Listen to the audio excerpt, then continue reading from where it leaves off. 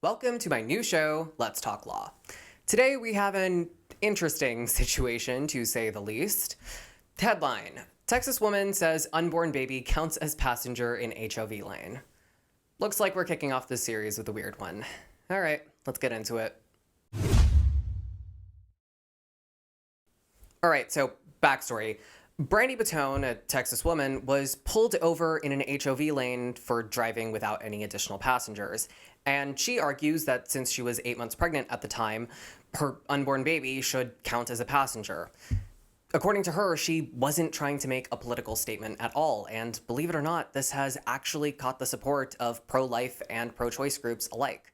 Pro-life groups are arguing that unborn babies should be considered citizens in all walks of Texas life, whereas pro-choice groups are arguing that this situation illustrates the absurdity in considering an unborn baby a full human being. Under Texas law, a vehicle occupied by 2 or more people may use HOV lanes. So the question is whether Ms. Bottone's unborn baby counts as a person, legally speaking, and the answer is possibly. First of all, this argument definitely would not work in every state. The Supreme Court's decision to overturn Roe v. Wade didn't actually specify whether unborn babies were protected by law. In fact, the court kind of implied that they weren't. See, if the court had opined that unborn babies were protected by law, then they would be people. And if they were people, they would be citizens, protected by the 14th Amendment. If the court had said that unborn babies were protected by the Constitution, then they would have also said that abortion can't be legal at any point during pregnancy, regardless of how a legislature or the population feels. So Dobbs itself didn't really say whether a fetus was a person, and we don't have any federal laws which do either. So the next on the legal hierarchy would be state constitutions and state laws. All right, I won't hide the ball here. Texas has no constitutional or statutory provision that clarifies whether unborn babies are legally people. Now, some people have claimed that the Texas Heartbeat Act, which amended their health and safety code and banned almost all abortions after 6 weeks in their state, kind of implicitly said that unborn babies were people, but that's not really true. Legislatures are free to govern anything that isn't protected by a higher power of law. So just like they can pass animal welfare laws without saying that animals are humans, they can pass laws protecting unborn babies without saying that unborn babies are people. Now, look, this bill definitely indicates that the legislature thinks of unborn babies as people. Throughout the bill, they use the term unborn child. They even went as far as to strike this one instance where it said fetus in favor of that phrase. But this is suggestive, not concrete, so it probably wouldn't stand judicial muster. So next up on the legal hierarchy is case law, and I cannot emphasize enough how incredibly useless that is to answer this question. So here's the problem. We don't have any Texas cases, or at least none that I could find, which centrally hinged around the question of whether a fetus was a person. And even if we found a case that fleetingly mentioned that unborn babies were or were not people, it would be legally invalid. Here's why. Okay, so here's a little bit of Judicial Opinions 101. There's 2 categories for anything in a judicial opinion. The first category is the central holding. This includes the order itself and any of the legal questions which were necessary to resolve the conflict at issue. But everything else in the opinion is the second category. Dicta. Dicta is basically the not legally enforceable thoughts of the judge. I'll give you an example. Let's say we have a case where someone took their motorcycle and ran it through a park.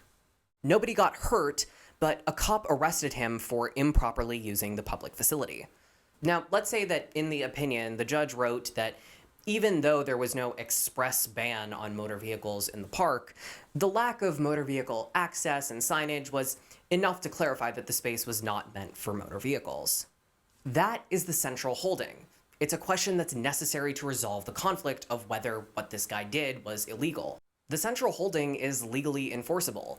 It's known as case law or jurisprudence. Future courts are obligated to abide by that central holding unless they decide that it's bad law and no longer applies, but that's a whole other can of worms that I'm not opening right now.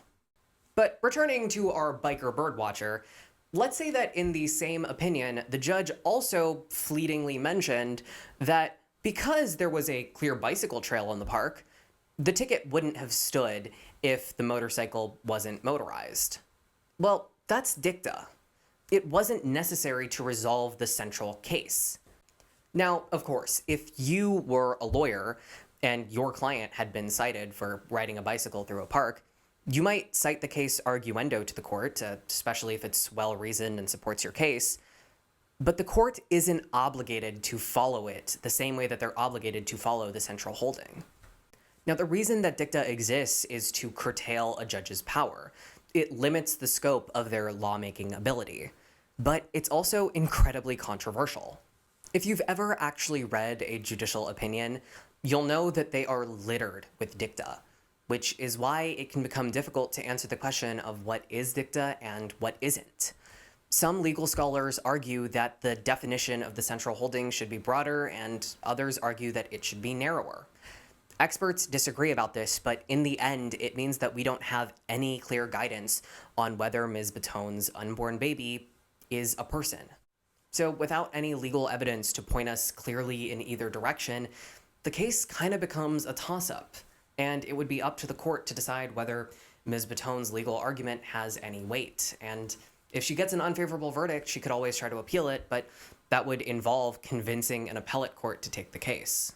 Now, Ms. Bottone has obtained a lawyer and plans to actually present this argument in court, but I doubt it will stand, and here's why. Generally speaking, when interpreting vague laws, courts try to operate cautiously. In this situation, interpreting the word person as including unborn children would be incredibly unworkable from a policy standpoint. Think about it critically. If Ms. Bottone's unborn baby is legally a person, well, then why aren't they wearing their own seatbelt? In fact, under Texas law, that child is under the age of 8 and less than 4 feet 9 inches tall.